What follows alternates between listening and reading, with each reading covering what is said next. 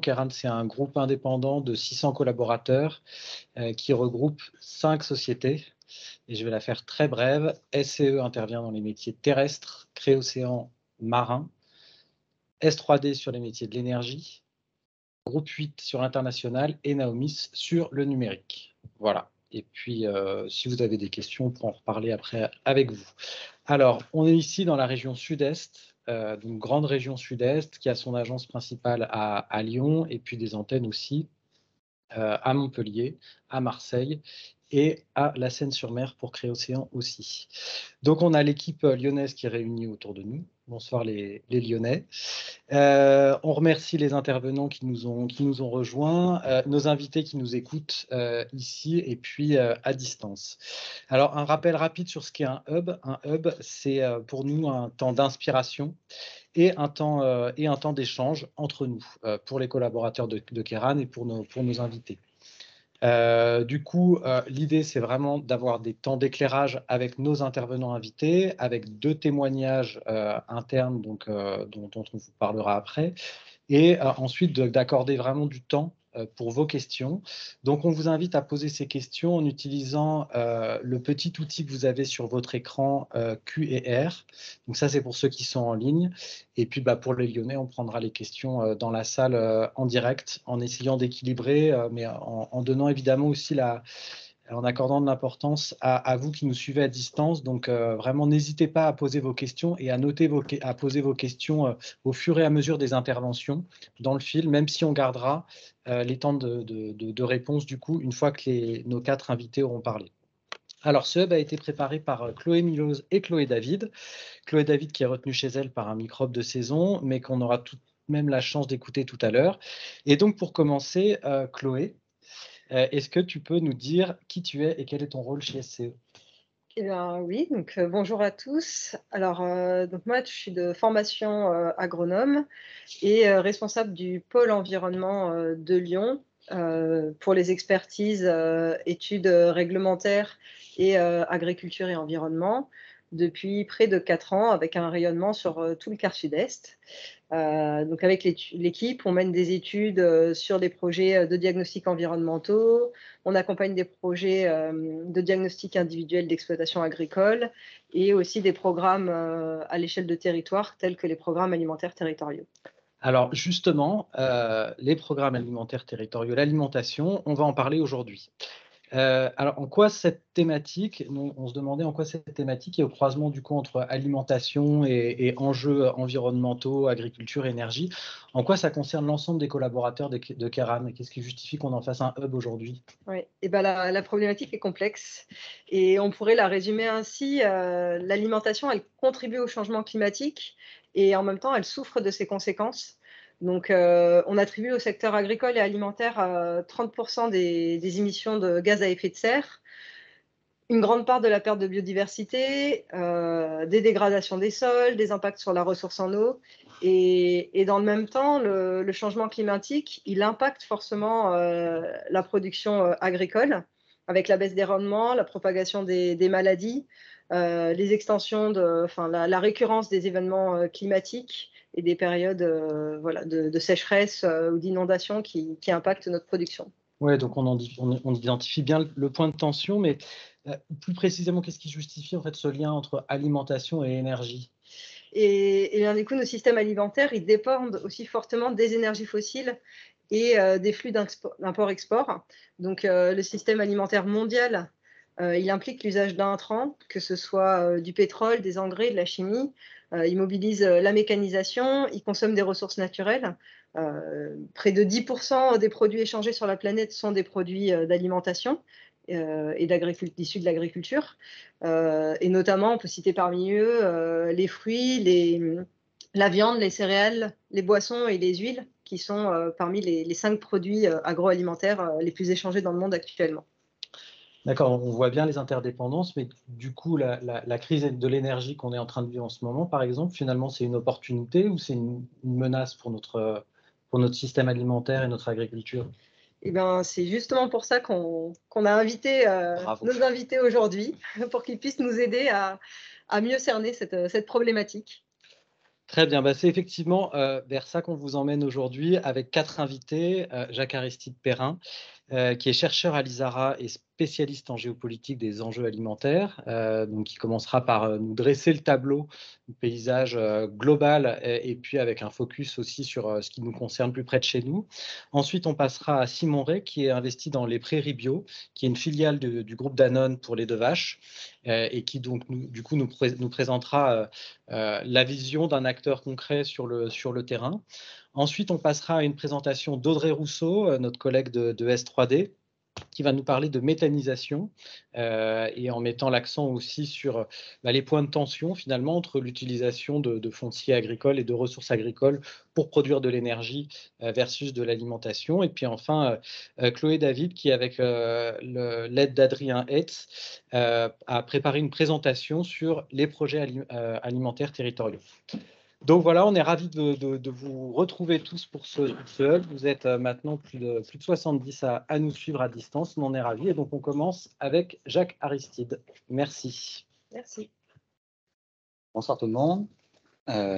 Merci à vous, organisateurs, organisatrices, pour cet événement. Donc, je suis chercheur à l'ISARA qui est une école d'agronomie à Lyon et à Avignon. Et je vais vous parler un peu de géopolitique et des impacts potentiels de la crise énergétique que nous connaissons actuellement par rapport aux enjeux alimentaires. Alors, je vais essayer de ne pas jouer le rôle de mauvais augure, puisque la période actuelle n'est pas folle, disons, pour le dire familièrement. Et je vais essayer de vous expliquer finalement quel est l'apport potentiel de cette crise pour justement favoriser, accélérer cette transition énergétique. Alors, un rapide état des lieux, finalement, qui est assez important pour essayer de comprendre les enjeux. Donc nous, je vais être plutôt à l'échelle de l'Union européenne, nous sommes les 3e consommateurs d'énergie dans le monde, après les États-Unis et la Chine, sachant que notre consommation énergétique dépend à 60% de nos importations. Donc il n'y a pas d'autosuffisance énergétique.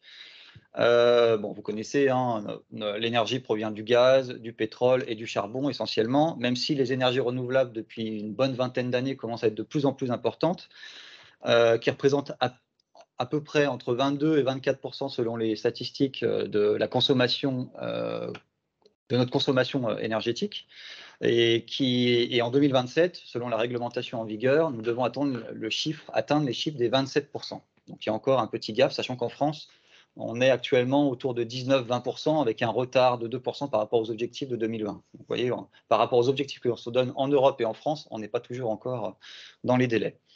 Donc finalement, pourquoi produire des énergies renouvelables? Pour 2 raisons essentiellement. Une sécurité d'approvisionnement, justement pour lutter contre la dépendance que je vous ai citée par rapport à d'autres pays, plein divers, et aussi évidemment pour lutter contre les effets du changement climatique, en raison notamment du CO2, du méthane, etc. Alors actuellement, donc, on vit un contexte assez exceptionnel, pas sur tous les plans, mais relativement exceptionnel pour plein de raisons que vous connaissez, dans la presse notamment. La crise, la guerre entre la Russie et l'Ukraine, ça fait presque un an maintenant, qui évidemment a chamboulé en fait les économies mondiales, l'approvisionnement énergétique, mais aussi alimentaire. Des impacts du climat qui sont de plus en plus importants. On le ressent tous, notamment cet été en France, avec une sécheresse des sols, un problème avec les nappes d'eau phréatiques, des canicules qui impactent directement la végétation et notamment un climat qui favorise l'arrivée d'espèces dites invasives, avec les problèmes que l'on connaît. Et la crise énergétique, donc d'approvisionnement, et les coûts sont tels, notamment pour le marché, on l'a vu dans la presse, il y a des risques, notamment en France, mais c'est en Europe également le cas, des risques de problèmes d'approvisionnement et de discontinuité du réseau. Donc finalement, un risque de blackout, alors qui est relativement régulé, mais qui quand même, cette menace perdure, notamment pour le mois de décembre et janvier, donc à venir. Des facteurs macroéconomiques aussi un peu sombres qui peut-être nous font penser qu'on vit une certaine forme de déclin si on est pessimiste, à savoir l'évolution des taux de change en fait, qui sont relativement importants et qui impactent finalement le marché des denrées alimentaires. Et si on importe, si on exporte, c'est pas du tout le même enjeu par rapport aux taux, et des risques de récession économique comme on commence tout juste à le voir en Occident. Et des conséquences diverses, alors évidemment sur le prix de l'énergie, du pétrole, du gaz, parce que vous savez que le prix du gaz dépend du prix du pétrole, une volatilité des rendements de culture, notamment liés au changement climatique, et je vous ai parlé du risque d'inflation avec ce qu'on appelle des boucles de prix salaire, où finalement on est tous à vouloir être augmentés pour pouvoir que notre revenu s'adapte à l'inflation, et on en rentre après dans une boucle économique qu'on a connue dans les années 90 et 2000, avec justement sans fin et une augmentation qui participe à l'augmentation de l'inflation. Alors, c'est finalement ce contexte-là assez pessimiste en soi, hein, puisque c'est assez exceptionnel. Quels sont les impacts réels aujourd'hui, notamment sur l'agriculture? Donc, il y a une forme aussi d'accélération de projets pour changer l'affectation des sols, notamment en lien avec les biocarburants. Biocarburants faits à partir, vous connaissez certainement, hein, canne à sucre, maïs, blé, betterave, colza, etc. Actuellement, on est entre 3 et 6% de la surface agricole destinée à ces agrocarburants. Tout ça qui entraîne un risque de conflit potentiellement d'usage, justement, par rapport aux denrées alimentaires et à cette production-là destinée à l'énergie. Il y a des risques, je vous l'ai dit, de rupture d'approvisionnement par rapport au prix du marché, à l'instabilité de la logistique, etc., du transport maritime. Et in fine, une adaptation de nos process agricoles, industriels, pour justement s'adapter à ces phénomènes de crise. Donc un risque de moindre production, in fine. C'est ce qui est prévu en tout cas pour l'année prochaine. À l'échelle des entreprises, c'est évidemment une difficulté de se projeter, donc une moindre intention d'investir, notamment dans certains types de domaines, quelles que soient les phases d'activité ou les types d'activité, puisque le coût des intrants, le coût des semences, le coût évidemment des contrats énergétiques, le coût des infrastructures, le coût du transport, enfin, voilà, tout a augmenté finalement, et ce qui entraîne évidemment, pardon, je vais arrêter de dire évidemment, une impossibilité justement de prévoir l'avenir et de se projeter et donc d'investir. Très typiquement, quels sont ces problèmes, par exemple, pour un producteur d'endives? Un producteur d'endives, pour écouler ses stocks, tout l'hiver, il doit utiliser des réfrigérateurs à 0 degré. Donc 0 degré, c'est énorme en termes d'énergie. Et donc, c'est un coût par rapport à l'évolution des contrats qui est extrêmement important, qui fait qu'il y a une impossibilité en fait de subvenir, enfin de payer tout simplement ces factures et d'assurer la viabilité de l'entreprise. Ça peut être également à l'échelle d'entreprises de polyculture ou polyélevage, où là, pareil, il y a des coûts évidemment de factures, de chauffage, de besoin d'intrants, de semences, etc. Donc, qui fait que, et parfois des frigos aussi pour limiter, notamment pour le lait, pour le conserver à bonne température, pour éviter certaines bactéries. Enfin voilà, il y a tout un ensemble en fait de dimensions in fine, à la fin de la boucle finalement, qui font que cette crise énergétique impacte le secteur agricole et agroalimentaire et crée une instabilité réelle.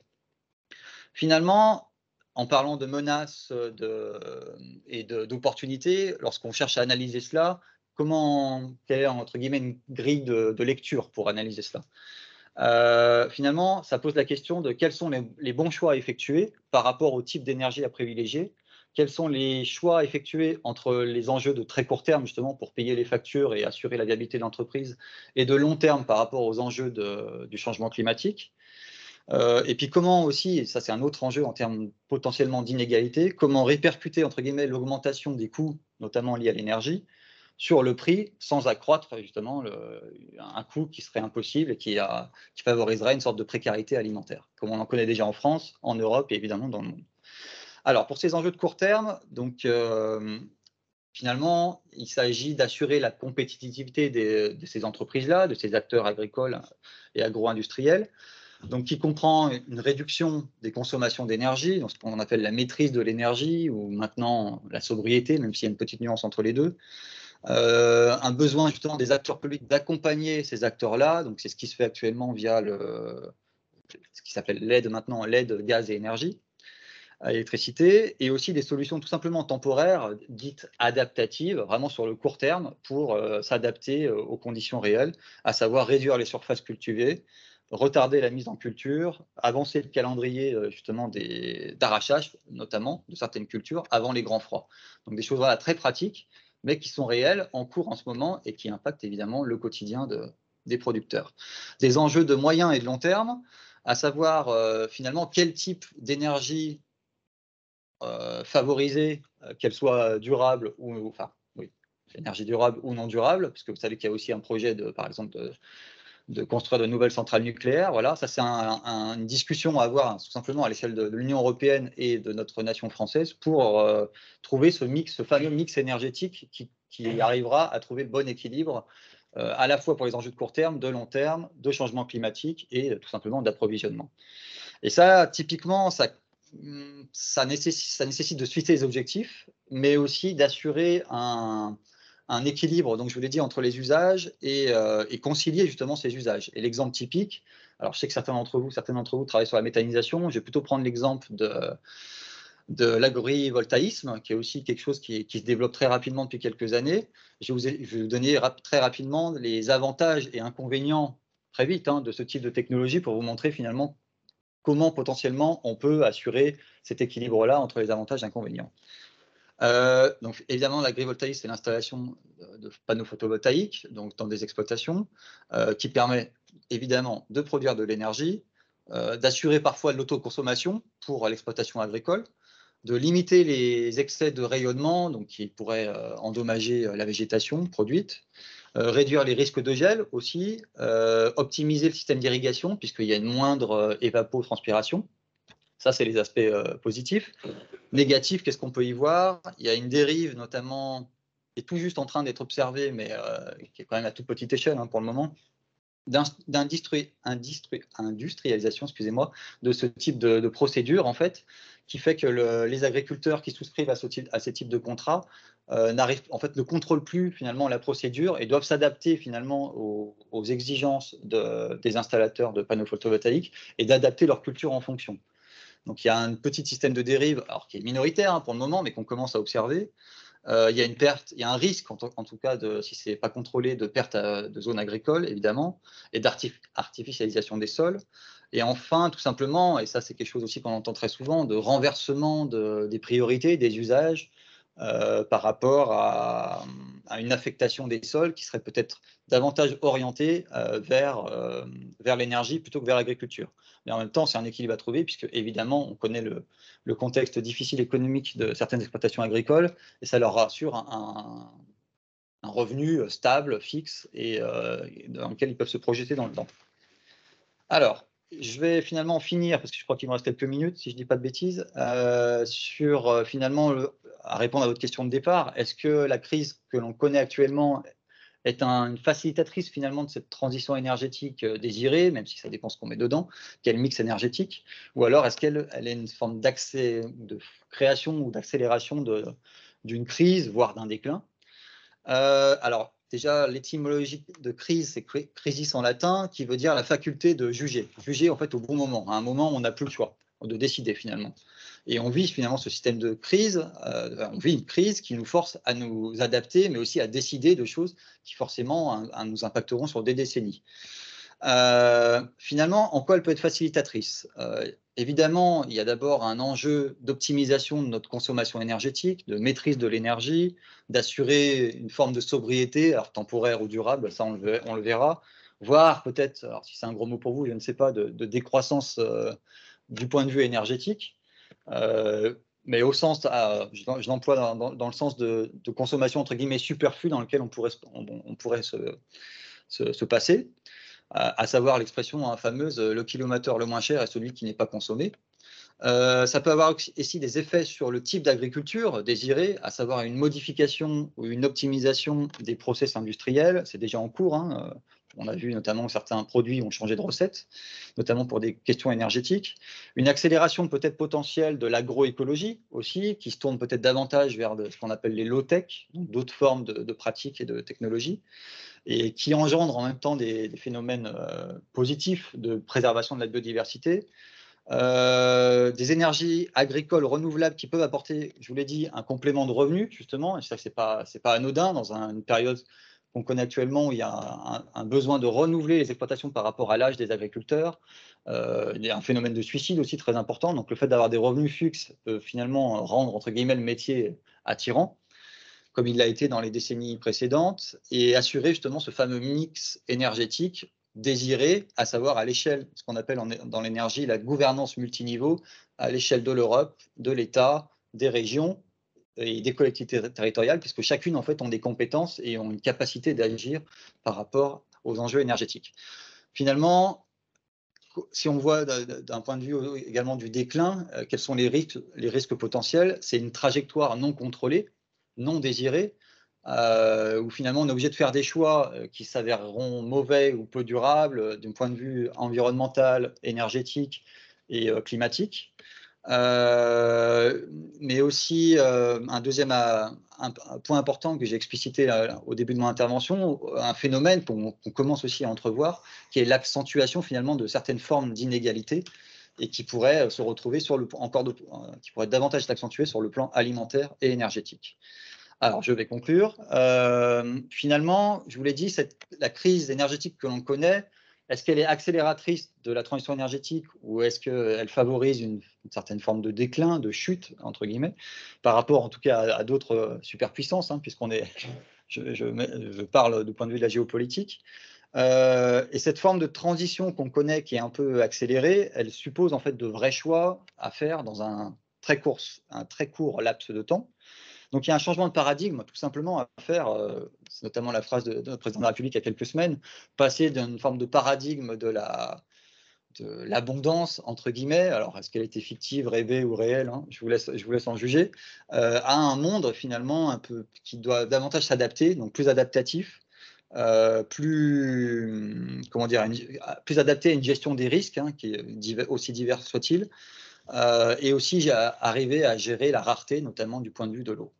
Adapter nos pratiques agricoles, hein, ça je l'ai dit, très important, et agroalimentaires, notamment via, vous connaissez hein, l'analyse de cycle de vie, adapter nos technologies lorsque c'est possible, et favoriser d'autres formes de pratiques comme l'agroécologie. Et tout simplement, d'un point de vue vraiment politique, arriver à planifier cette transition énergétique, je vous l'ai dit, à cette forme de gouvernance multiniveau, à la fois en termes d'objectifs, mais encore faudrait-il qu'on atteigne nos objectifs, ce que je l'ai dit au départ n'est pas tout à fait le cas. Arriver à se fixer donc, un objectif de pourcentage par rapport à notre consommation réelle, par rapport à un objectif de puissance aussi qui est très important, en gigawattheure ou térawattheure, mais aussi ses répercussions par rapport à la gestion de l'espace, tout simplement, à quoi ça correspond en nombre d'infrastructures, à quoi ça correspond en termes de superficie. Et ça, c'est des discussions, malheureusement, lorsqu'on fixe des grands chiffres comme ça nationaux, il y a souvent peu d'études parce que ça rend la discussion compliquée. Et ça suppose justement de rapprocher notamment les zones de production et les zones de consommation, ce qui est relativement pas le cas aujourd'hui dans notre système énergétique, notamment en France en tout cas avec l'énergie nucléaire. Et tout cela, donc, ça suppose des études en fait de prospective qui sont menées hein, en ce moment pour travailler cette faisabilité-là et finalement faire advenir une transition voilà, plus désirée que subie. Voilà, moi je reste plutôt optimiste, hein, je ne vous cache pas, parce que les énergies renouvelables, c'est quelque chose d'avenir, ça fonctionne, mais ça prend du temps. Et voilà, tout dépendra comment on va gérer cette crise-là pour être suffisamment fort, puissant et riche pour justement ne moindre dépendre de certains pays, soit sur le continent européen, soit sur d'autres continents, pour être capable justement de nous adapter du mieux possible.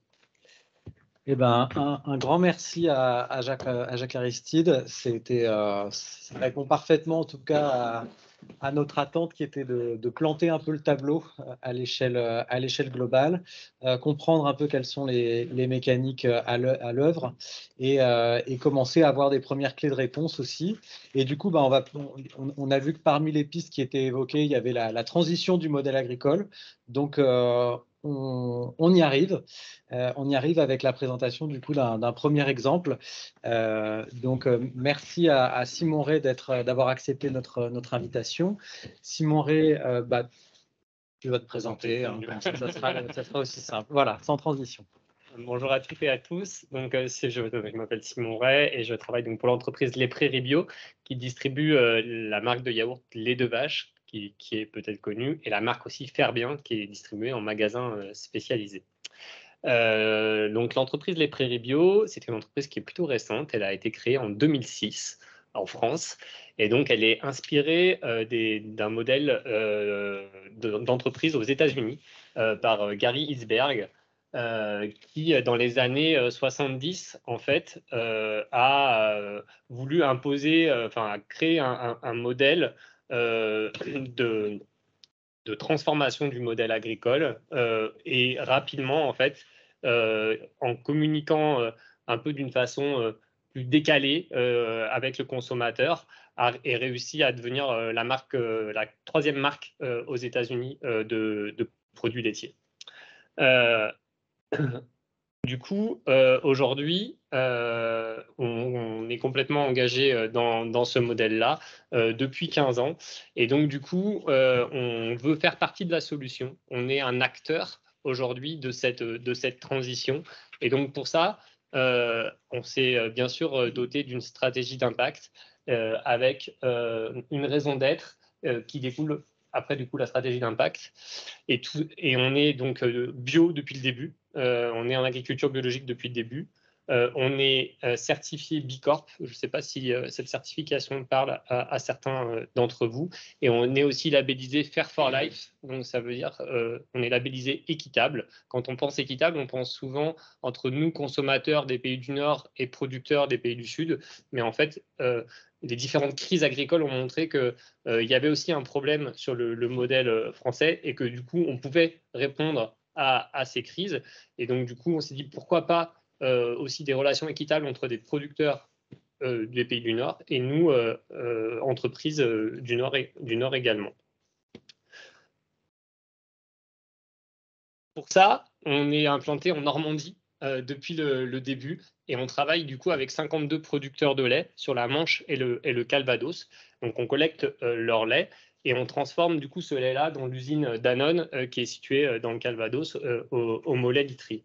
En fait, entre 2006 et 2010, la vision était vraiment de sauver les producteurs qui s'étaient déjà engagés dans le modèle bio, parce qu'ils vivaient une crise aussi à ce moment-là. Et en fait, assez rapidement, on s'est aperçu que il fallait pas créer, enfin, fallait pas répondre aux attentes des consommateurs, mais il fallait plutôt partir de la base, c'est-à-dire de la prairie. Et c'est pour ça qu'on s'appelle les prairies bio aujourd'hui, c'est qu'en fait, tout part de la prairie. Et le modèle, aujourd'hui, il est fait pour répondre aux problèmes des producteurs, en fait. Et en fait, ça a complètement changé la vision de l'entreprise. Et du coup, depuis, on a réussi, à travers différents partenaires, à travers différents programmes, en s'alliant en fait autour de nous, en faisant partie de la solution, pas en étant donneur d'ordre, mais en s'intégrant localement à effectuer cette transition. Et du coup, par exemple, il y a un programme qui s'appelle RedMatib qui existe, qui est dans sa 4e version aujourd'hui. Et en fait, au début, ce programme-là, il a été créé pour donner des billes aux producteurs qui ne connaissaient pas l'agriculture biologique, qui n'osaient pas trop s'intéresser à l'agriculture biologique, et puis qui finalement ont vu que ce modèle marchait, se sont intéressés et se sont convertis. Donc, on est passé de 3 producteurs en 2006 à 52 aujourd'hui. Et rien que ça, déjà, c'est une belle réussite, en fait. Et aujourd'hui, ce programme qui est dans sa 4e version, on n'est plus dans convertir les producteurs. On est aujourd'hui à d'autres problématiques que les producteurs rencontrent, notamment par rapport aux conditions de changement climatique. Et donc, du coup, on travaille encore avec tout plein d'acteurs locaux pour apporter des solutions aux producteurs par rapport aux conditions climatiques.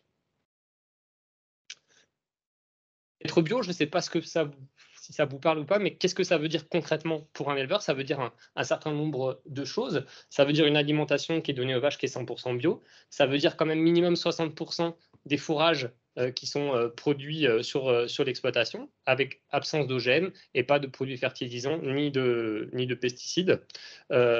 Au niveau du bien-être animal, ça veut dire avoir accès à l'extérieur. Et c'est pour ça que nous, on est aussi allé en Normandie parce qu'on est sur un modèle basé sur l'herbe. Voilà, sur une production sur la région s'y prête bien. J'y étais encore la semaine dernière, je vous le confirme. Et au niveau de la santé, c'est maximum 3 traitements antibiotiques par vache et par an.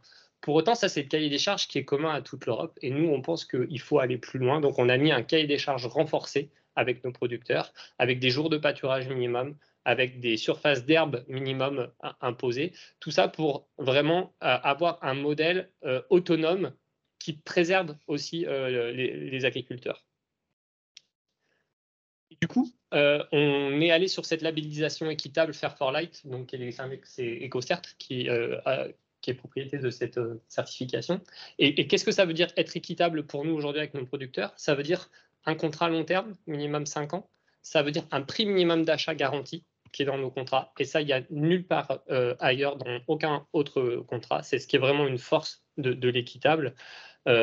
une formule de prix qui prend en compte les coûts de production des éleveurs et un fonds filière qui est doté de 2% minimum du montant total d'achat du lait sur lequel nous, on verse pour justement mener tous ces programmes d'accompagnement des producteurs.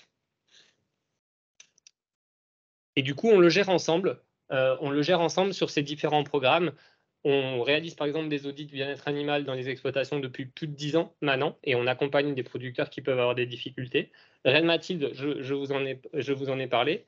On a lancé un programme en 2017 sur la réalisation de diagnostics carbone dans les exploitations pour essayer concrètement aussi d'apporter des solutions aux producteurs pour qu'ils identifient des leviers d'amélioration de cette empreinte carbone. Et puis d'autres actions aussi pour pérenniser le métier, vous en avez parlé.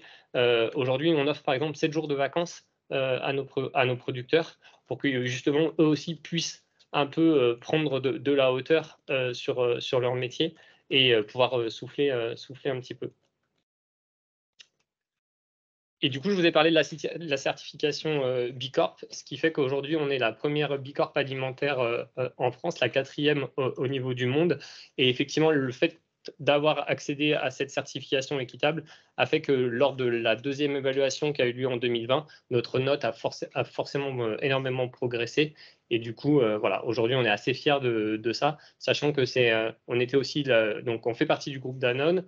On est une start-up au sein du groupe Danone et du coup aujourd'hui tout le groupe est en train de se certifier sur cette certification B Corp.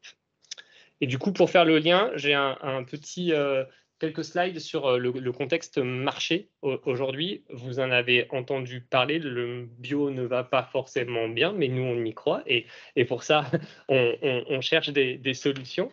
Et clairement, déjà, le constat, c'est que le bio, voilà, il est passé par des phases voilà, où ça allait bien, ça allait moins bien. Effectivement, il y a ces dernières années une vraie demande pour le bio, on l'a vu, et c'est pour ça aussi que notamment la grande distribution est allée sur ce marché-là, parce qu'elle a vu qu'il y avait une attente de la part des consommateurs. Donc la courbe, c'est le poids des ventes des produits alimentaires bio depuis de 2010 à 2021 en millions d'euros. Donc voilà, on voit bien cette évolution jusqu'au Covid, en fait, et un premier signe de ralentissement en 2021. Il y a une nouvelle attente aussi, c'est les produits locaux. C'est vrai qu'on en parle beaucoup. Les consommateurs plébiscitent aussi le local. Après, derrière le local, il n'y a pas forcément un engagement de qualité, mais il y a cette notion par rapport à l'énergie, effectivement, de se dire qu'on consomme localement, donc ça a du sens. Aujourd'hui, il faut savoir que la filière bio, elle est vraiment moins impactée par cette inflation-là. Pourquoi? Parce qu'on est sur un modèle autonome et donc du coup, quand les producteurs de lait conventionnels ont eu une inflation entre 20 et 40% à peu près sur leur exploitation, les producteurs bio ont plutôt eu une inflation entre 8 et 20% maximum, suivant les modèles.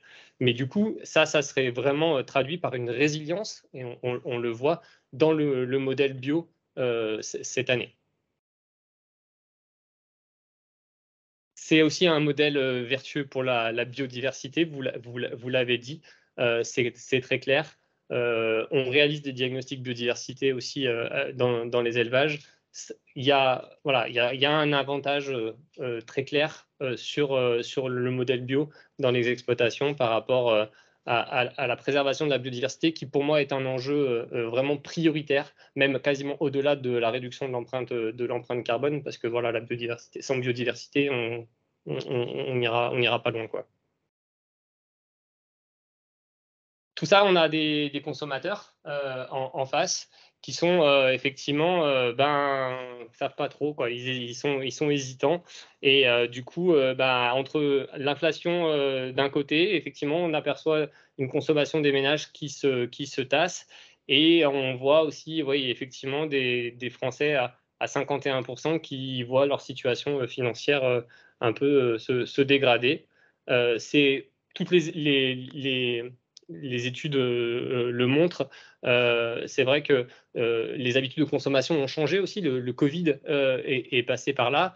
On voit que sortie Covid, il y a moins de monde dans les magasins, les gens font des plus gros paniers. Quand on fait des plus gros paniers, on a moins tendance à acheter de produits bio. Et donc, toute une série de phénomènes, la crise ukrainienne, l'inflation des prix, on l'a parlé, font qu'aujourd'hui, ce marché-là, effectivement, il est en souffrance. Voilà. Donc, mais ça, c'est le constat. L'ère de la sobriété, j'en ai parlé. Pour autant, en France, on reste clairement protégé. Voilà, par rapport à nos autres voisins pays européens, quand on voit des niveaux d'inflation, ça peut être assez vertigineux. Et ça nous touche aussi, nous, forcément, transformateurs, puisque du coup, on a des prix qui sont en train d'exploser. Et c'est vrai que construire notre politique commerciale pour l'année prochaine, c'est compliqué parce que quel va être le prix de l'énergie, quel va être le prix d'achat de nos matières premières si l'inflation continue. Donc voilà, on est aujourd'hui dans ces réflexions-là et dans cette construction-là, sachant que ce qui concerne les matières premières agricoles, aujourd'hui, il y a la loi Egalim 2 qui protège quand même, qui sanctuarise le prix des matières premières agricoles et sur lequel il y a de la transparence qui est appliquée. Et ça, c'est quand même une évolution positive pour les producteurs au niveau de la protection de la politique des prix. Parfait.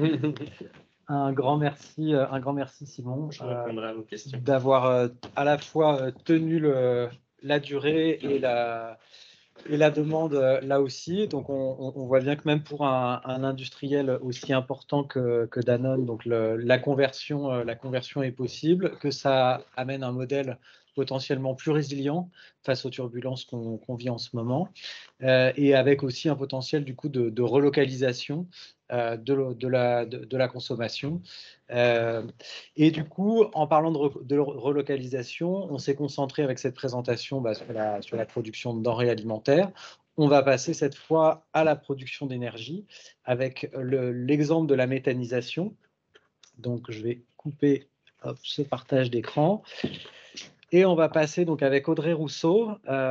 Audrey Rousseau, donc, qui est en charge des projets de méthanisation pour S3D, sur du coup l'impact aussi du modèle de la méthanisation pour des exploitations agricoles. Est-ce que finalement c'est un schéma qui aussi est encouragé, tire plutôt bien son épingle du jeu avec les transitions qu'on vit actuellement?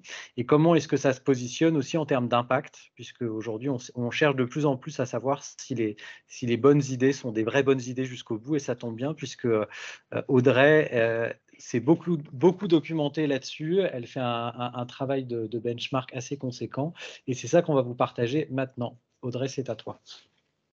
Bonjour à tous, merci de m'avoir convié pour vous parler un petit peu de méthanisation dans le cadre de ce hub. Je pense que c'est un bon exemple d'interaction entre évolution du modèle agricole, production d'énergie, énergie renouvelable. Donc, je vais me rompre à l'exercice de vous en parler en 10 minutes, ce qui ne va pas être simple pour moi. Voilà, donc je vais quand même vous expliquer rapidement ce qu'est la méthanisation au cas où certains ne seraient pas au clair là-dessus, vous dire où en est le développement de la filière, et puis assez vite aller sur le sujet qui nous intéresse, à savoir est-ce que c'est compatible avec un système agricole durable, quels peuvent être les impacts environnementaux de la méthanisation et comment on peut s'assurer effectivement que les projets soient inscrits dans le développement durable et dans une transition agroécologique. Donc, la méthanisation, c'est une solution de production d'énergie renouvelable qui est un processus naturel de dégradation de la matière organique. Ça se fait en absence d'oxygène et ça conduit à produire du biogaz, qui est donc la source d'énergie, et puis un engrais naturel qu'on appelle le digestat, qui représente en réalité 90% de la masse de ce qu'on rentre dans le méthaniseur. La réaction est une réaction biologique qui se fait dans une enceinte hermétique, sous l'action de micro-organismes qui sont naturellement présents dans la nature. Donc, il y a une grande variété de déchets organiques qui peuvent être utilisés en méthanisation, provenant d'agro-industrie, de déchets, biodéchets des ménages ou des GMS, déchets agricoles. Ensuite, tout ça peut être méthanisé avec différentes technologies et produire du biogaz qui va être valorisé soit sous forme, il va être épuré pour être injecté dans le réseau de gaz naturel, hein, donc utilisé sous forme gazeuse, soit faire de l'électricité et de la chaleur avec la cogénération, soit directement de la chaleur dans des chaudières. Il y a également un usage carburant, hein, bio-GNV, bio-GNL qui se développe. Alors, ce qu'il faut savoir, c'est qu'il y a une grande variabilité de projets de méthanisation, hein, en fonction de ce qu'on met dedans et de leur taille. Donc, on va avoir tout ce qui est méthanisation à la ferme, agricole, collectif et même centralisé. On a de la méthanisation dite industrielle qui va s'appuyer sur des gisements agro-industriels. Et puis, la méthanisation des bouts de stations d'épuration des eaux urbaines, des biodéchets, ou encore la récupération de biogaz sur les décharges, hein, les ISDND, qui sort un peu du cadre du coup de ce dont je parle aujourd'hui. Donc, au 31 décembre 2021, on dénombrait environ 1300 unités de méthanisation en France. Donc, c'est un développement qui s'accélère bien. Donc, on voit à gauche, voilà, c'est très majoritairement de la méthanisation par rapport à tout ce qui va être décharge et STEP. Et puis, aujourd'hui, la plupart des installations sont en cogénération, donc produisent de l'électricité, de la chaleur, même si on voit que l'injection dans le réseau de biométhane dans le réseau de gaz est en train de se développer fortement. Donc, vous avez là la carte pour voir un petit peu comment ça se développe régionalement, hein. On voit bien que la région Grand Est, Hauts-de-France, Normandie, Bretagne sont des régions où la méthanisation est plus développée. Et puis, les autres régions ne sont pas en reste, avec une centaine d'installations ou plus dans un certain nombre de régions de France. Donc, la filière biométhane, je vous le disais, elle est en plein développement. Il y a la possibilité d'injecter sur le réseau de gaz naturel depuis 2011, donc ça fait 10 ans. On avait fin 2021 365 sites en injection. Il y a 784 projets en développement fin 2021, donc on voit que la filière elle est en plein boom. Et en termes de capacité de production d'énergie, ça commence à dépasser la production par cogénération. Et puis en bas, on voit le type d'intrants qui sont utilisés, hein, sur ces 365 unités, où on est très largement sur des intrants agricoles, hein, pour 80%, donc effluents d'élevage, résidus de culture ou culture intermédiaire à vocation énergétique. À ce titre-là, je vous ai mis une petite comparaison de différents pays. Qui permet de voir que le modèle français de méthanisation, il est très largement basé, on le voit à droite, hein, sur des résidus agricoles. Là où, par exemple, l'Allemagne, qu'on voit tout à gauche, est très largement basé sur un système basé sur des cultures énergétiques. Donc, c'est important de comprendre que ce n'est pas le cas en France, hein. La part de culture énergétique dédiée est limitée à 15% dans la ration, et c'est beaucoup plus des effluents d'élevage et des cultures intermédiaires à vocation énergétique, des résidus de culture et d'autres déchets qui sont utilisés.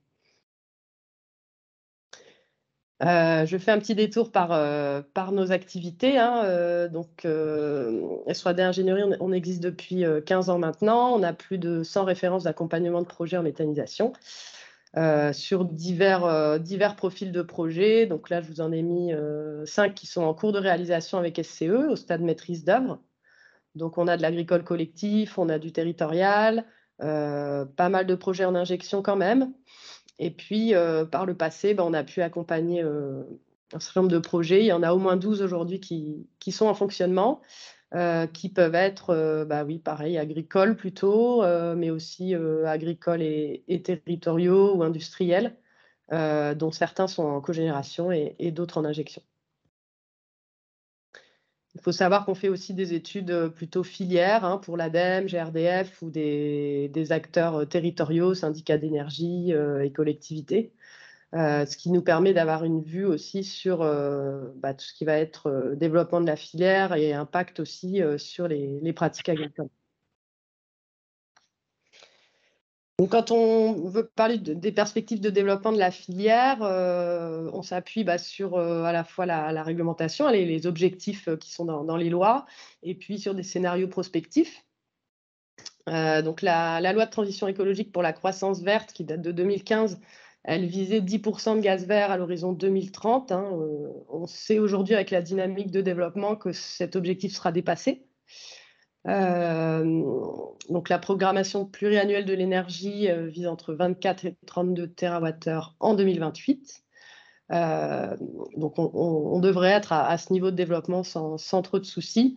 Après, il y a d'autres scénarios prospectifs qui sont plus ambitieux, et notamment un travail qui a été fait donc par GRDF, GRT Gaz, avec l'ADEME, etc., qui vise donc un mix de gaz 100% renouvelable à l'horizon 2050. Et la méthanisation représenterait 30% de ce gaz renouvelable, puisqu'après, il y a d'autres façons de produire des gaz renouvelables. Donc, je vais y revenir après, puisque on verra que les ressources agricoles qui sont prises en compte dans ces scénarios sont compatibles avec une agriculture durable. Pardon.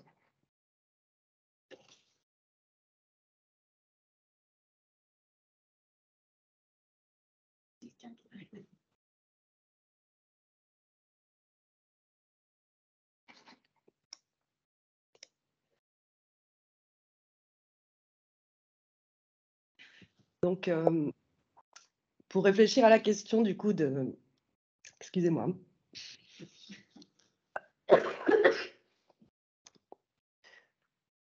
Des impacts de la méthanisation sur les systèmes agricoles.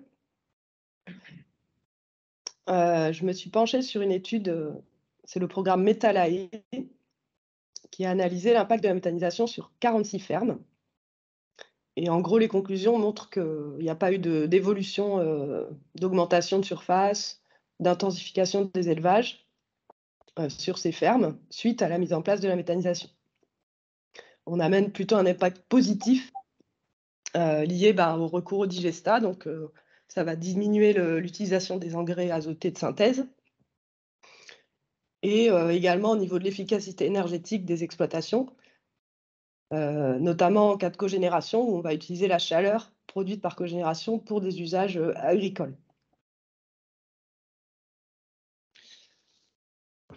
Audrey, oui. Tu veux qu'on fasse une petite pause dans la présentation? On peut passer à la présentation de Chloé, te laisser le temps de reprendre ta voix. Et, ok, je vais chercher un verre d'eau et revenir après sur la présentation des scénarios. Ok, très bien. Okay. Voilà, donc en tout cas, c'est déjà une très bonne entrée en matière, du coup, où on voit bien ce qu'on peut faire. Et on va continuer en fait nos décalages successifs, donc de la vision macro à la production, à la transition dans la production agricole, ensuite la transition dans la production d'énergie verte, et maintenant l'action des territoires pour justement accompagner ce mouvement-là. Donc Chloé, tu as la parole pour nous parler du coup du développement des programmes alimentaires territoriaux. Merci beaucoup. Pardon. Alors attendez, je vais partager mon écran. Et comme Audrey, je vais essayer de garder ma voix. Désolée, je suis une Covidée, donc on va faire au mieux. Essayer de tenir le temps aussi, ce qui n'est pas chose facile. Donc je suis Chloé David, chef de projet en agriculture et environnement sur l'agence de Lyon, et je vais vous parler des projets alimentaires territoriaux que l'on nomme PAT. Et donc cette présentation a été aussi co-construite avec Adrien Hetz sur l'agence de Nantes. Donc déjà, vous présenter un petit peu le topo des PAT, notre démarche d'accompagnement des territoires sur la construction des PAT, puis ensuite vraiment aller au cœur du sujet qui nous intéresse aujourd'hui, le lien entre PAT et énergie. Donc, d'une part, qu'est-ce que c'est qu'un PAT, pourquoi faire? Avant, on va parler du système alimentaire. C'est un système d'acteurs et d'outils qui permettent aux hommes de s'organiser pour produire, obtenir et consommer leur nourriture. Et l'objectif, c'est d'aller vers un système alimentaire qui soit durable, c'est-à-dire assurer la sécurité alimentaire de tous sans compromettre une économie viable, un accès équitable à tous à une alimentation de qualité et un environnement vivable. Donc c'est vraiment agir sur ces 3 piliers au sein de ce système qui est complexe, vous le voyez, et qui est composé de plusieurs domaines qui sont interconnectés, qui ne se résument pas à l'agriculture ou à la simple alimentation. Sans rentrer dans le détail, on peut les nommer quand même l'économie alimentaire avec toutes les filières, les exploitations agricoles, les opérateurs économiques. On a tous les aspects environnementaux, donc écosystème, biodiversité, ressources, sobriété. L'accessibilité sociale aussi pour lutter contre la précarité alimentaire, notamment, mais pas que. La nutrition et la santé, la culture, le patrimoine, avec les aspects tourisme, gastronomie. L'urbanisme et l'aménagement du territoire, donc on lutte contre l'artificialisation des terres et la préservation donc des espaces agricoles, et tout ceci donc pour favoriser un ancrage territorial, créer du lien entre les acteurs et vraiment dynamiser les territoires. Alors, comment les territoires peuvent agir sur leur système alimentaire pour le rendre durable? Eh bien, le PAT, c'est un outil qui est efficace et qui permet d'avoir une approche systémique et intégrée donc des dynamiques agroalimentaires. Il consiste d'une part à comprendre l'organisation et l'état du système alimentaire pour co-construire des solutions durables qui vont agir sur l'ensemble des domaines du système alimentaire qu'on a vu tout à l'heure, ainsi que les différents maillons de la chaîne alimentaire, que l'on appelle du champ à l'assiette, donc les étapes de production, de transformation, de distribution, de consommation et de gestion et valorisation des déchets. Donc la finalité, c'est vraiment de reterritorialiser les productions et les filières pour permettre l'accès à tous à une alimentation de qualité locale. Alors, ils ont été instaurés par la loi d'avenir pour l'agriculture, l'alimentation et la forêt qui date du 13 octobre 2014. Ils peuvent être labellisés, ce n'est pas obligatoire. Et à ce moment-là, donc, ils bénéficient d'un soutien, d'une reconnaissance de l'État, un soutien financier.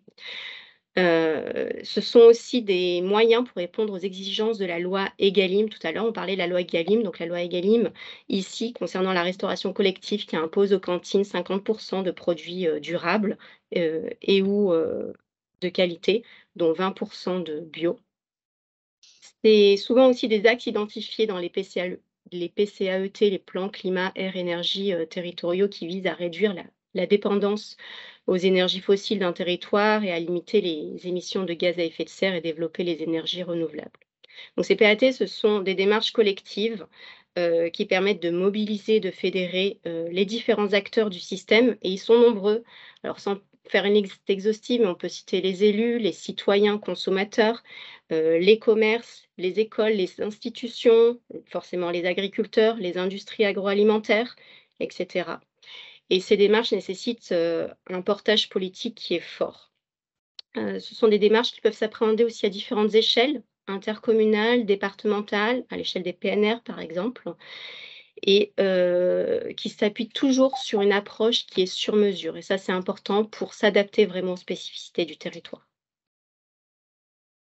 Concrètement, comment on s'y prend? Donc, chez SCE, on accompagne les territoires justement dans le cadre de démarches progressives à la construction de politiques alimentaires durables et à leur déclinaison de manière plus opérationnelle, et ce en différentes étapes. Donc on a la première étape de diagnostic, on va faire un état des lieux du système alimentaire, on va confronter l'offre et la demande, analyser les flux et les dynamiques socio-économiques. On va regarder aussi quelles sont les forces, les faiblesses, les opportunités et les menaces de ce système. On va travailler sur la gouvernance, cartographier les acteurs, construire donc les instances de pilotage du projet d'élaboration donc du système alimentaire, mais aussi construire la gouvernance future du système alimentaire. On va travailler sur la stratégie en définissant les enjeux, en co-construisant toujours avec les acteurs du territoire différents scénarios, et puis en élaborant vraiment la politique socle alimentaire du territoire. Et ensuite, on va la décliner de manière plus opérationnelle en programme d'action au sein d'ateliers de concertation avec les acteurs du territoire, donc des ateliers qui sont menés par thématique. Et enfin, cette dernière étape, alors généralement, elle n'est pas incluse dans les prestations, c'est plutôt une prestation en tant que telle. Et c'est très variable. Donc, par exemple, on peut intervenir sur l'accompagnement d'exploitations agricoles, sur des études d'opportunités de filière, sur la mise en place de projets de maraîchage en milieu urbain, sur l'accompagnement donc des MAEC, mesures environnementales et climatiques, les PSE, les paiements pour services environnementaux, etc. C'est vraiment très, très varié. L'accompagnement de la restauration collective aussi, à s'approvisionner en local de manière durable.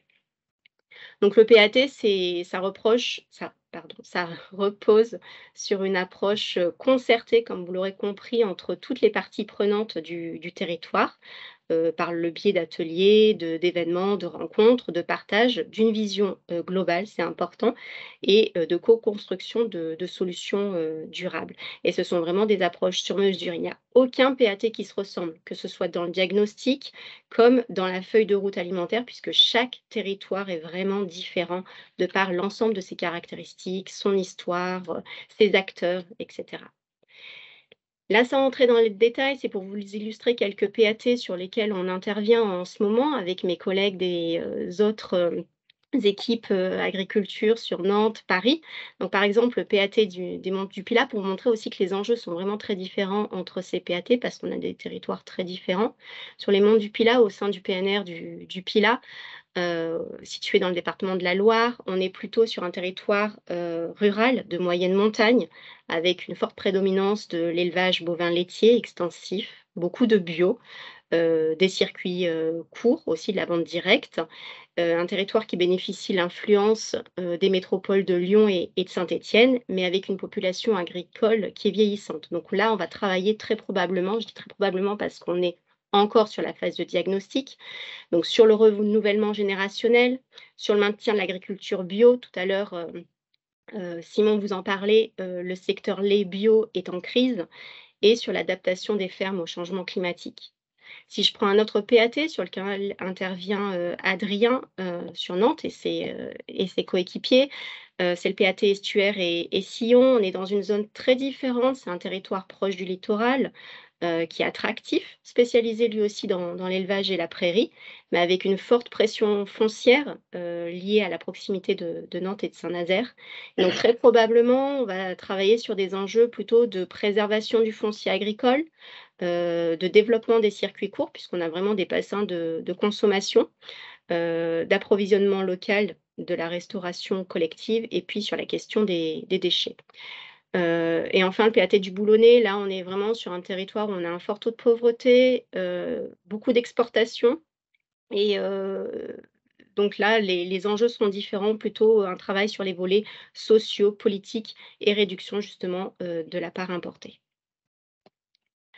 Ça, c'est des exemples de ce qu'on peut faire en termes de diagnostic donc des systèmes alimentaires, et puis là, donc des exemples d'ateliers de concertation qu'on mène avec les différents acteurs.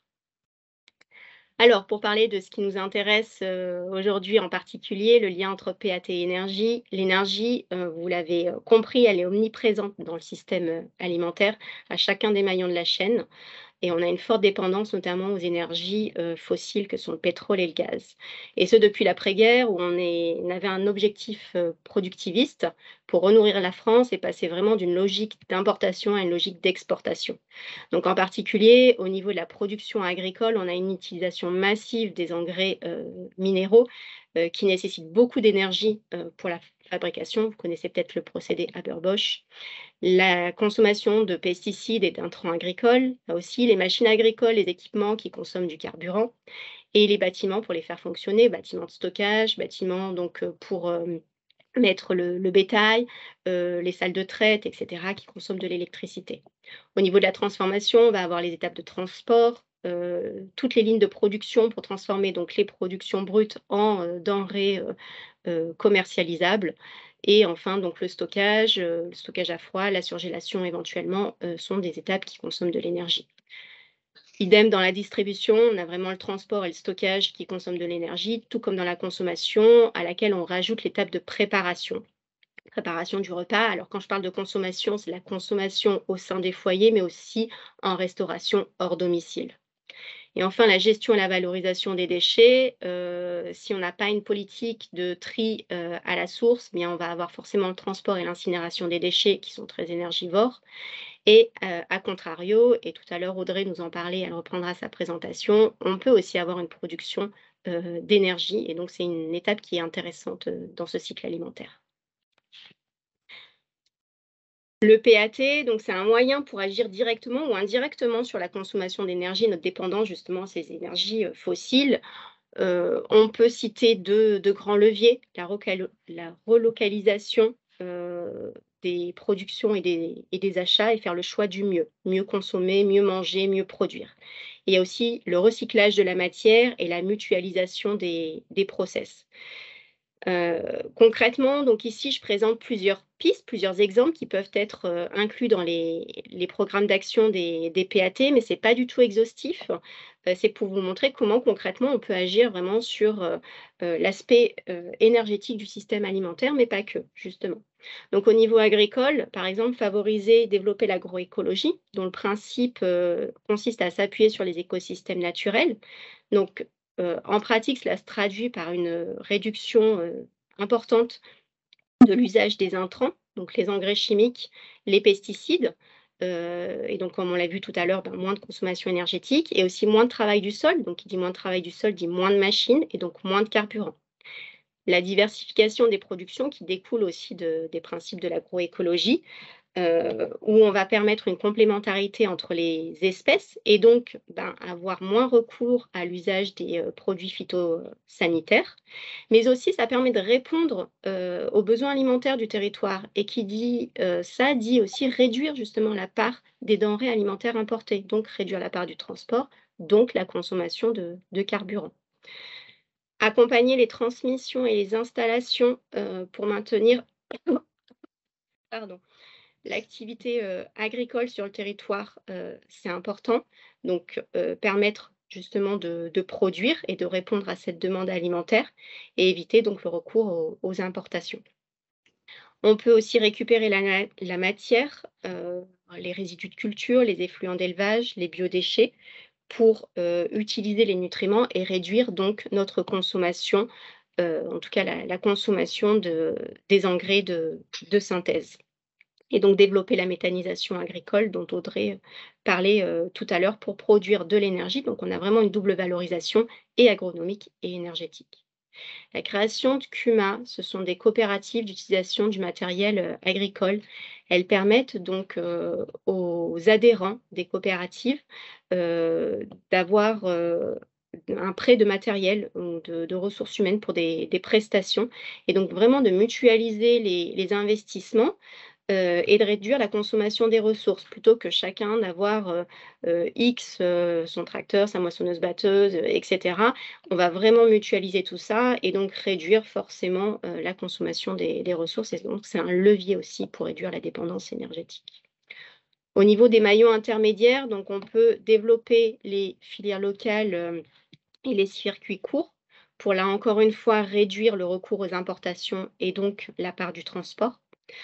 On peut envisager des solutions, on va développer le tissu industriel de transformation, notamment les légumeries. Donc, je ne sais pas si vous savez ce que sont les légumeries. Ça consiste à préparer les légumes pour qu'ils soient prêts à l'emploi. Et notamment, c'est intéressant dans la restauration collective où les cantines vont permettre d'augmenter leur part de légumes, notamment dans les entrées, puisqu'elles n'ont plus qu'à les cuisiner ou à les assaisonner ou à les cuire. Et donc là aussi, on réduit la part des importations.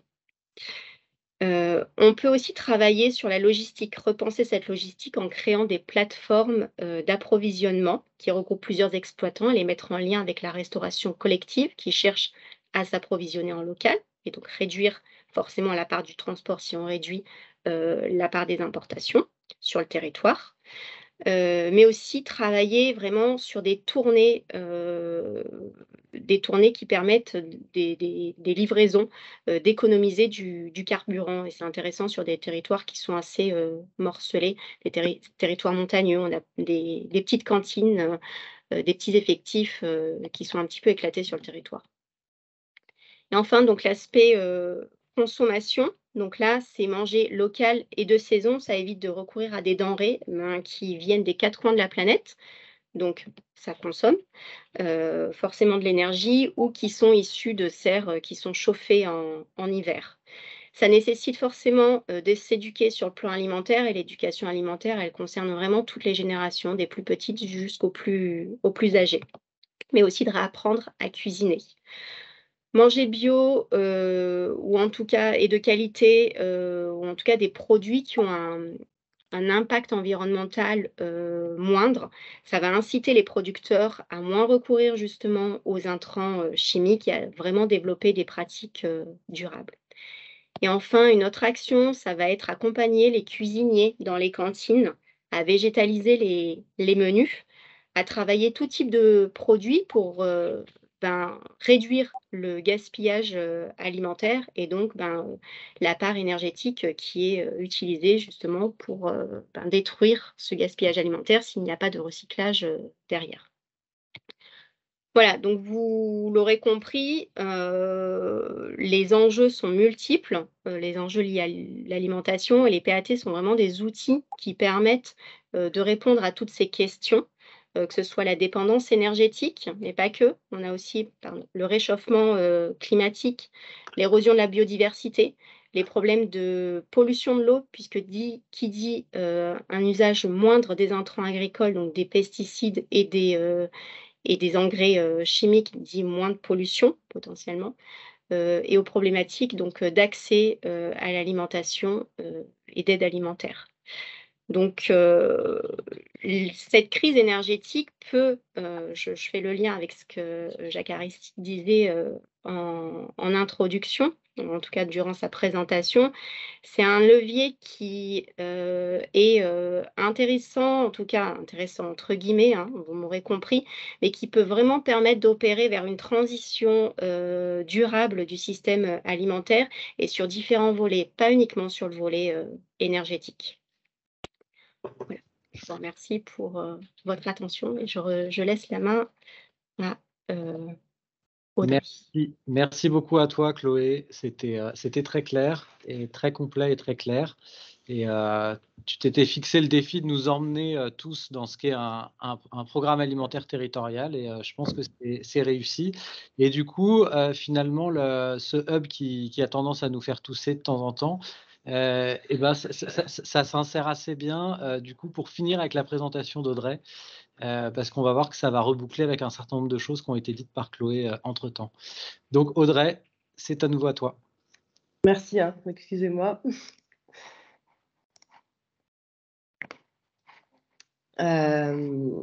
Oui, du coup, on repart plutôt sur des scénarios de transition gaz renouvelable, donc à plus grande échelle que Audrey, pour resituer, ce sur quoi on était resté, c'était finalement, est-ce que c'est compatible avec la transition agricole, hein? C'était vraiment, t'en étais à ce point-là de ton propos. Voilà, tout à fait. Donc, je vous ai parlé d'une étude qui a montré que sur 46 fermes, pas d'impact négatif, en tout cas de la mise en place de la méthanisation, avait pu être démontré, et puis plutôt du positif, on va dire. Et là, je reviens sur le scénario 100% gaz renouvelable, donc GRDF, GRT Gaz, ADEME, pour creuser un petit peu quelles sont les hypothèses qui ont été prises justement sur les ressources qui sont mobilisées pour produire ce gaz. Et donc, c'est un scénario de mobilisation des gisements agricoles dit compatible facteur 4, donc compatible avec la volonté de réduire d'un facteur 4 les émissions de gaz à effet de serre. Et donc, sur la partie agricole, c'est issu de la prospective AFTER 2050, réalisée par Solagro, que certains connaissent peut-être. Et donc voilà, le principe, c'est d'avoir un parti pris qui n'ait pas de concurrence avec l'alimentation, ni avec les usages matières de la biomasse, d'augmenter le stock de carbone dans les écosystèmes et la vie biologique des sols. Donc ce scénario AFTER, il laisse une plus grande proportion de culture alimentaire. Il y a plus d'autonomie alimentaire en fait par rapport à aujourd'hui. Il y a une baisse de l'élevage et du coup mécaniquement des cultures fourragères. Un maintien des prairies naturelles en revanche, et le développement de l'agriculture biologique et de l'agriculture de conservation.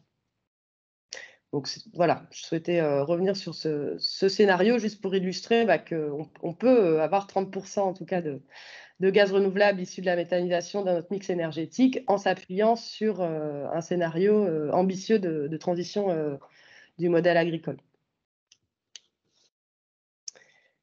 Et puis, je vous propose un autre angle d'attaque qui est plutôt quel peut être l'impact environnemental de la méthanisation, donc plutôt sous l'angle analyse cycle de vie et analyse des impacts environnementaux.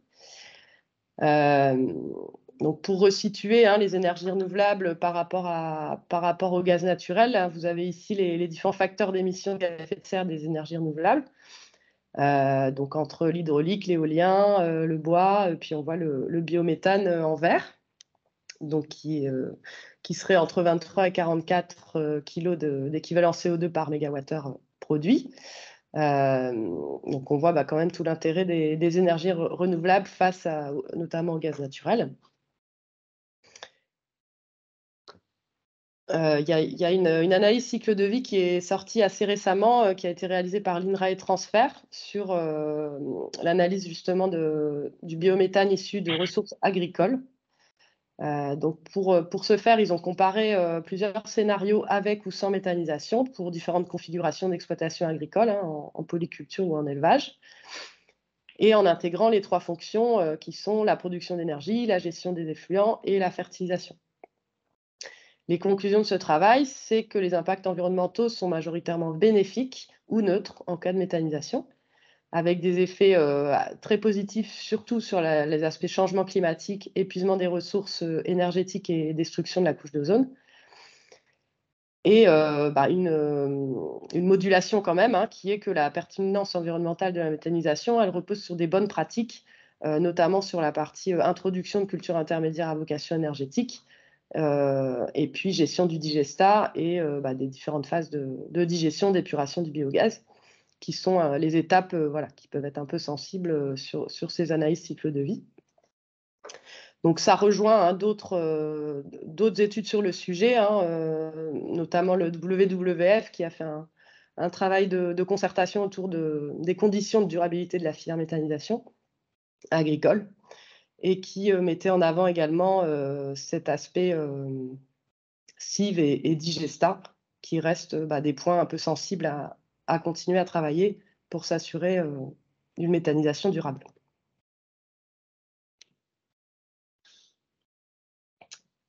Et puis pour finir, je souhaitais vous informer que la réglementation européenne renforce ses critères sur la durabilité avec RED 2.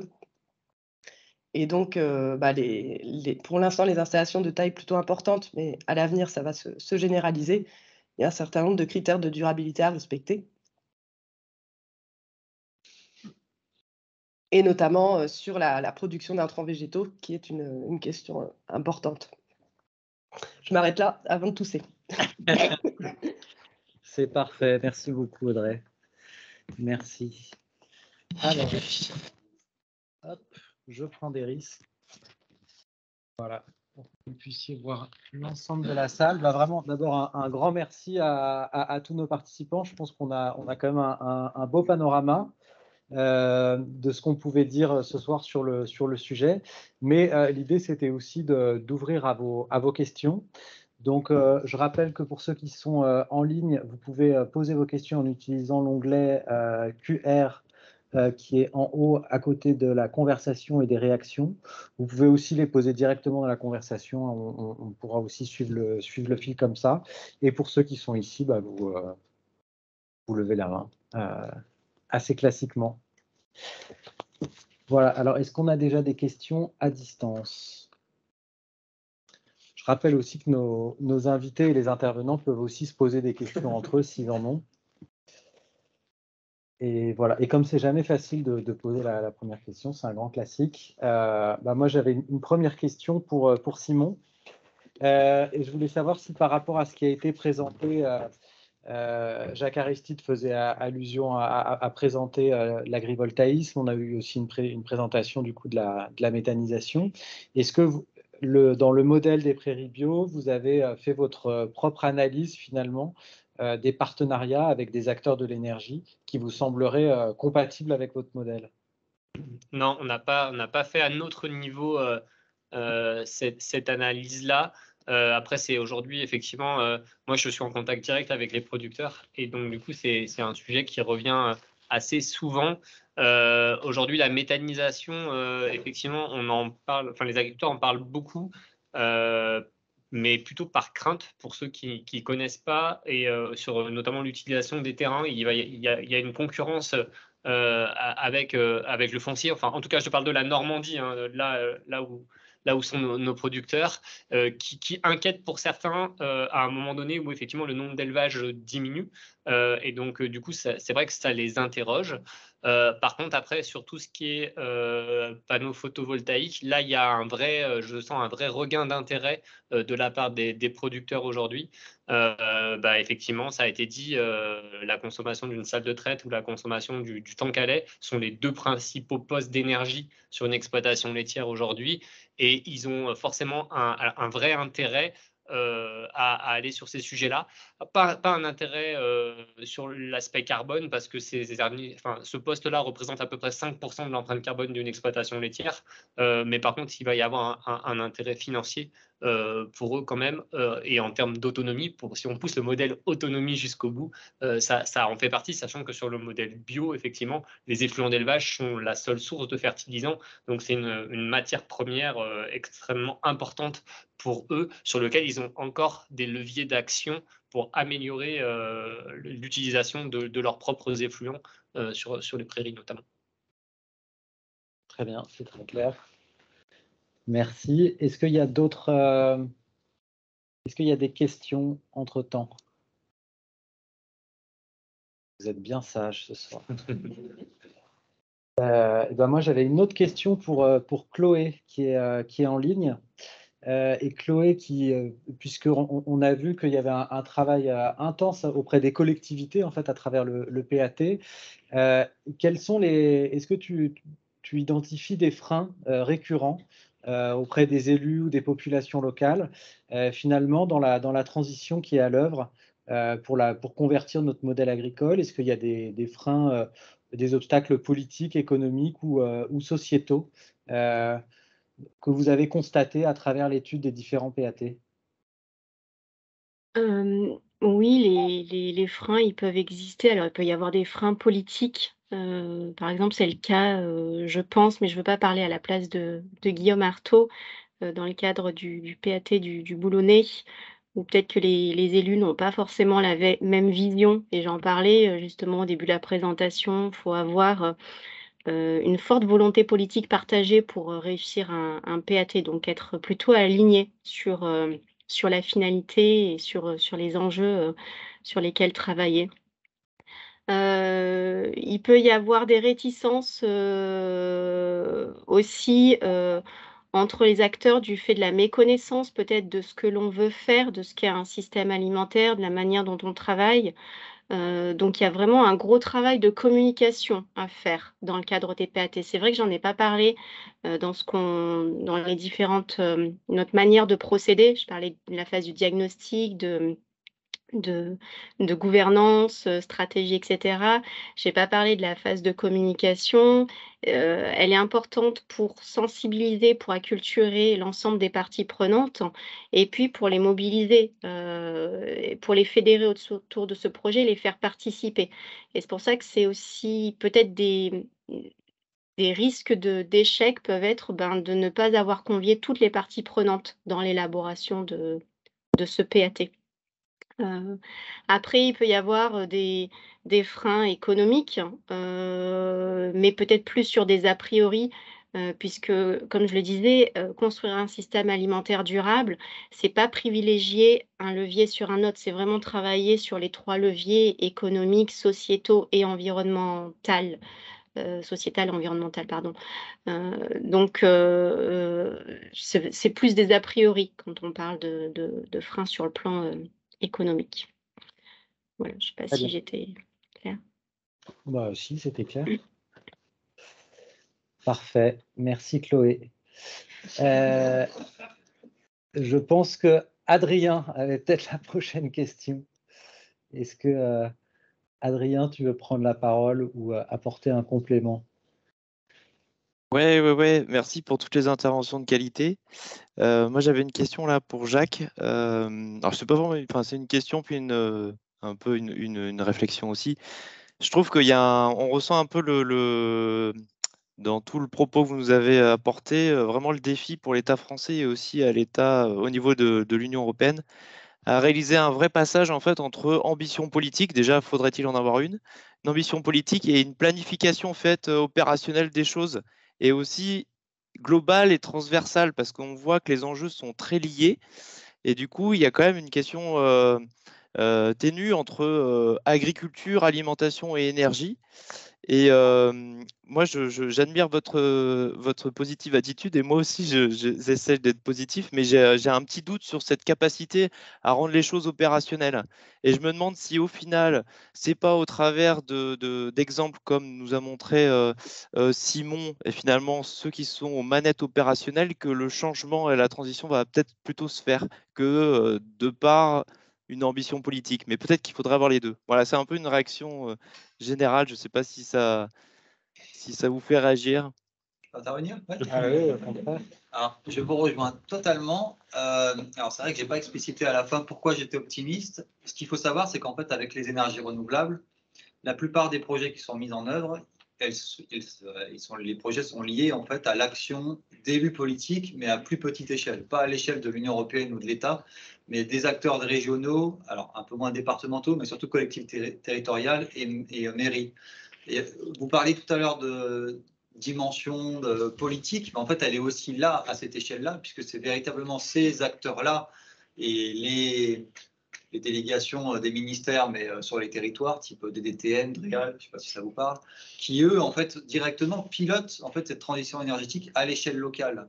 Mais en fait, l'enjeu qui est terrible, mais qui est difficile justement à coordonner, c'est comment arriver à avoir quelque chose de logique en termes de politique énergétique et donc les implications par rapport aux politiques industrielles, agroalimentaires, etc., à ces différentes échelles, puisqu'il y a des objectifs qui sont différents, il y a des territoires qui privilégient certaines énergies et d'autres qui sont différentes et qui sont des territoires de production et de consommation parfois qui diffèrent. Et justement, c'est cette coordination-là qui est à créer, donc cette gouvernance multiniveau, et qui est problématique parce que à plein d'égards, en fait, pour des questions d'étiquette politique, il faut dire aussi, pour une réalité en fait matérielle, géopolitique, entre guillemets, qu'est-ce qui est réalisable à partir du potentiel matériel.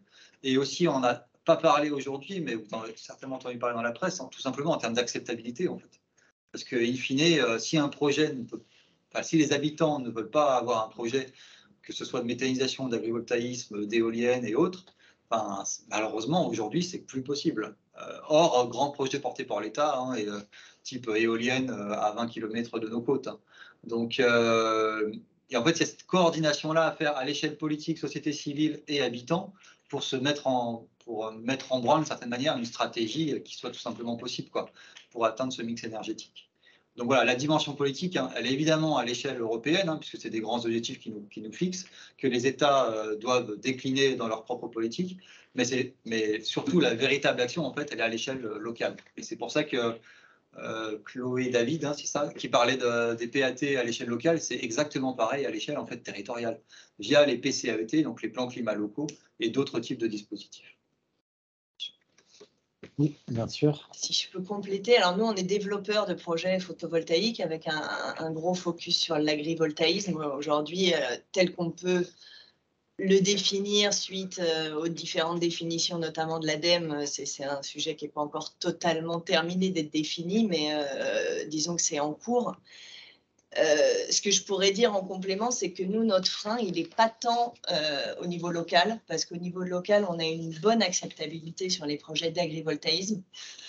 Pourquoi? Parce que ça permet, dans beaucoup de cas, de réintroduire un usage agricole sur des terrains qui ont été délaissés, parce qu'en jachère, parce que faute d'agriculteurs qui travaillent encore sur ces terres-là.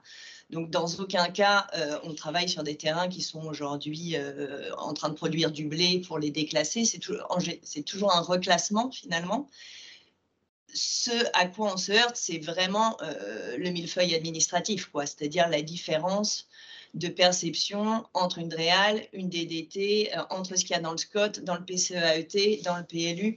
Et c'est vraiment là où on est dans un millefeuille qui fait que tout le monde s'y perd. Et au bout du compte, si tous les feux sont pas ouverts, le feu est rouge, quoi.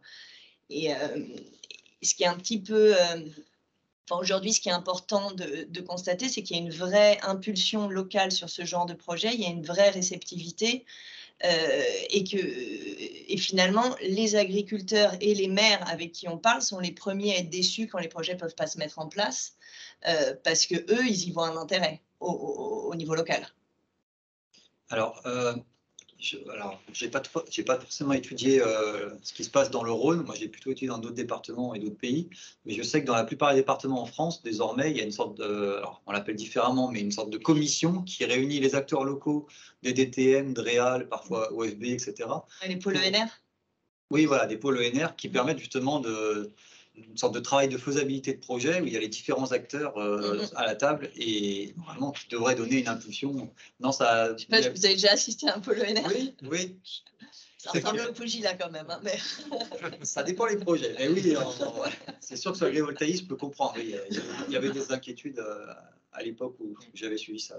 Donc, c'est sûr. Mais normalement, c'est fait pour faciliter les projets. Mais je comprends, oui, il y a une phase d'apprentissage aussi. Tout à fait, ouais, non, et c'est très intéressant parce que je pense que là, il y a une courbe d'apprentissage qui est très importante sur l'agrivoltaïsme puisque justement, on est en train de le définir en termes d'occupation de l'espace, mais aussi de proportion des revenus entre le revenu énergie et le revenu agricole pour l'exploitant. Donc tout ça, c'est en train d'être justement cadré pour éviter de tomber dans les travers que vous mentionniez qui est plus de revenus pour les exploitants à louer leur terrain, à faire de l'énergie plutôt qu'à rester exploitant. Donc tout ça, c'est vraiment en train d'être pris en considération. Maintenant, l'acceptabilité est là, je pense. Ce qui freine pour le moment, c'est la mise en place, vraiment. Par exemple, je peux... Allez, si vous avez des questions en ligne, n'hésitez pas à lever la main et à les poser directement aussi. C'est toujours plus difficile d'intervenir à distance, mais voilà, en tout cas, il y a une main. Il y a une main là. Ouais, il y a une main. Voilà, il y a une main. Ok, donc du coup, on revient à vous après. Alors, je ne sais pas qui a levé la main, mais allez-y, branchez la caméra et intervenez directement. C'est Christelle, c'est ça?